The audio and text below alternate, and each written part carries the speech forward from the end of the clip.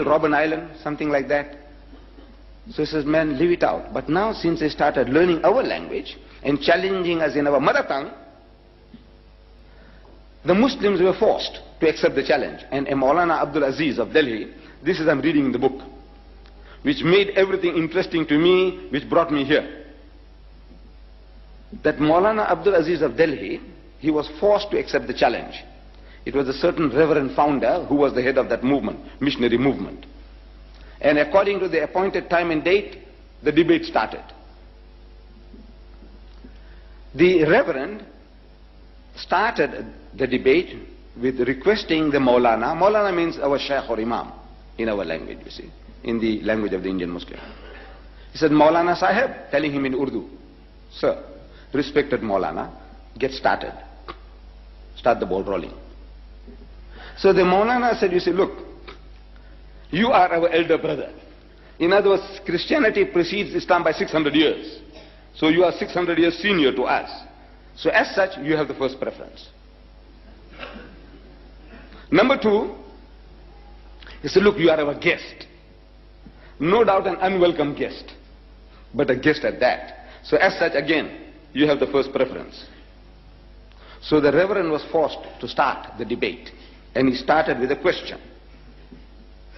He says, Maulana Sahib, speaking in Urdu, Maulana Sahib, where is your Prophet Muhammad now? So the Maulana, after a pause, he replied that he is in Jannatul Firdaus, in heaven, blessed heaven with God Almighty. Out of that answer came the second question. He said, all right. Tell me now, where was he when his grandson Hussein was martyred at Karbala? So the Maulana again thought for a moment, and he again replied, he was still in Jannatul Firdaus, in blessed heaven with God Almighty. Out of that answer came the third question. I'm reading this in the book. He said, all right.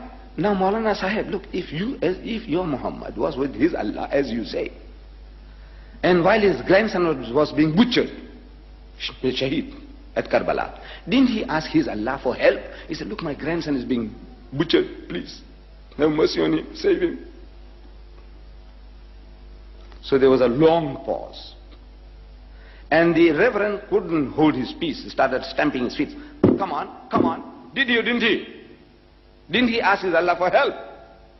Because if somebody is bullying me, and if I have a young heavyweight champion next to me, I say, look man, Akhi, please, man, help me, save me. So didn't he ask his Allah for help? So after a long pause, the Maulana said, yes, he did. He did. So what did he say? We know he wasn't saved. What did Allah say? And there was an inordinate pause, undue pause.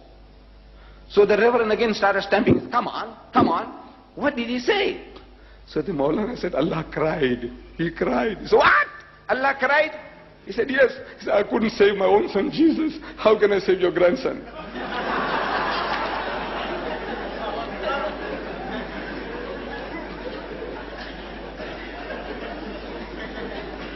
And the debate was over. I hope the chairman doesn't take exception to your laughter. Look.